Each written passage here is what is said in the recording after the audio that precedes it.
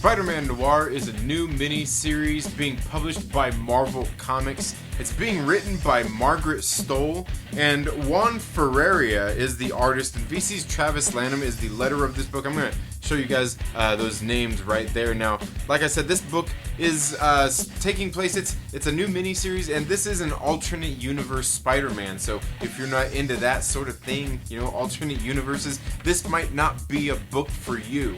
But if you want an alternate universe Spider-Man, you want a good murder mystery with some actually pretty great art, this is one that I think that you definitely might want to check out.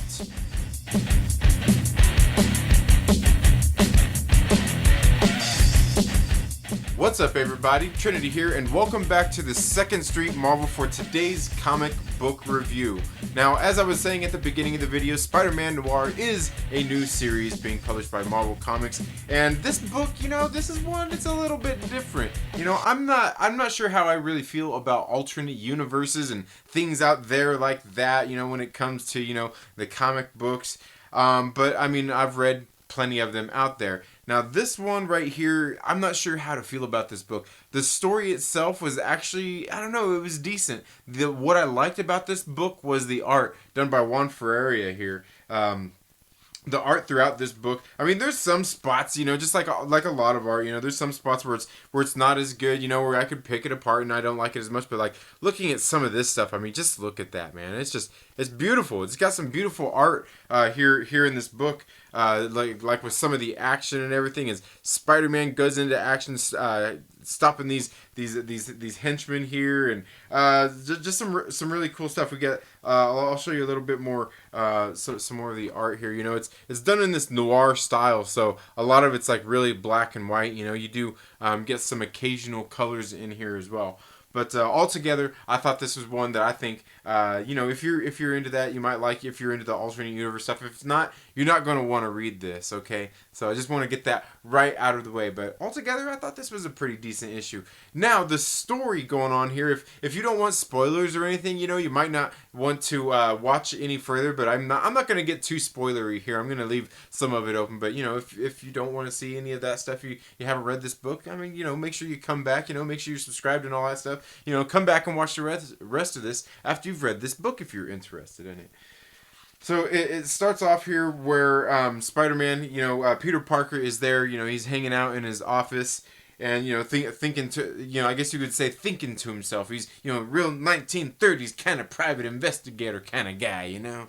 And it's really, I don't know, it's kind of funny. And there's a bank robbery that ends up going on, and he ends up going out to stop this bank robber, these bank robbers. And Spider-Man has been thought to have been dead. And they give you that story at the beginning of the book, on the, you know, on that title page. They give you that story. As they do that in most Marvel comics. I say most because sometimes they put that stuff clear in the back, and it's like, why even tell me clear in the back? So he stops this robbery going on here, and then as he's there hanging out, he runs into J. Jonah Jameson, who is working at the Daily Bugle. Yeah, they're kind of the same age-ish, you know. I mean, alternate universe, guys, alternate universe.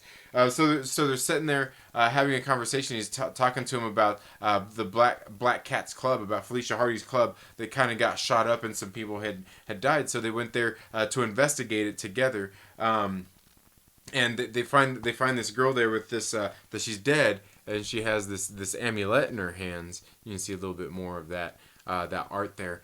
And so they're kind of looking at that, and they're trying to figure out what's going on. Well, Peter Parker ends up leaving. He goes home, you know, and it's Aunt May's birthday, and he, you know, as he's sitting there getting ready, he's talking to himself, getting ready to go up to Aunt May's house. Who steps into the picture? But Mary Jane Watson. Yeah, that's right. Yeah, Mary Jane steps in here. And we see them, you know, they have a nice little conversation before going to have some dinner with Aunt May.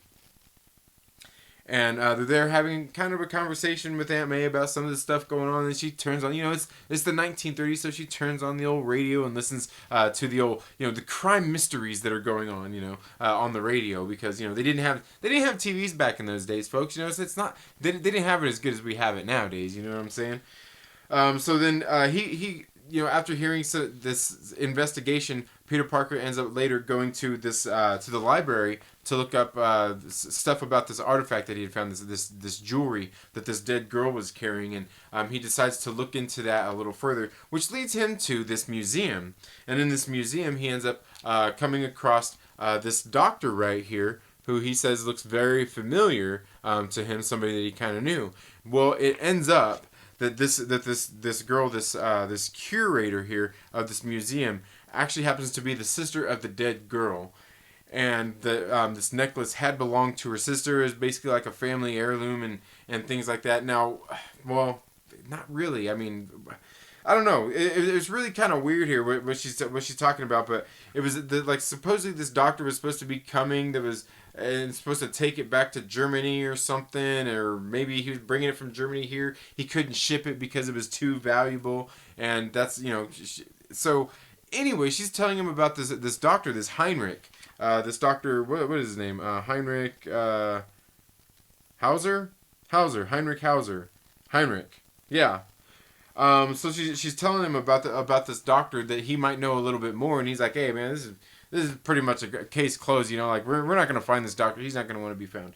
And she's like, well, you know, if you want to help me find him, you know, like come meet me here at this place tomorrow at 7 a.m. and you can take off with me. We're going to go, I'm going across the Atlantic because I have more shows to do here with all the artifacts and things like that. And he ends up, you know, he's kind of thinking about it. And after there is, you know, a threat on Aunt May's life, a little situation kind of happens there at his aunt's house. He decides to go ahead and tag along for this journey, and that's kind of really all we get in issue number 1. Like I said, when I first read this, I wasn't really sure how to, you know, if I really liked it or not. I read it another time or two. You know, I read through it one more time, and I skimmed through it again. I'm like, it's really not that bad as I thought on the first read. Is this one going to be for everybody? Absolutely not. I thought the story, it was a decent setup for the rest of the series.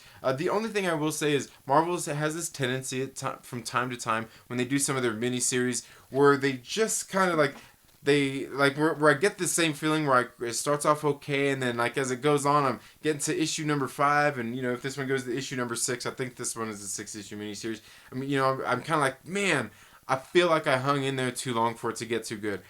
For it to get good, and it never does. Like case in point was like the Web of Black Widow series that just ended not too long ago. Like it was kind of that way too. Like it felt like it was gonna get good, but then everything almost became predictable and like, I don't know. Not bad, but not great. I thought this issue number 1 of Spider-Man Noir was pretty decent. I'll probably read issue number 2 and check it out. But let me know down in the comments below. Have you read Spider-Man Noir issue number 1? If so, what are your thoughts? If not, does it sound like something that would interest you? Or are you just not into alternate universe Spider-Man?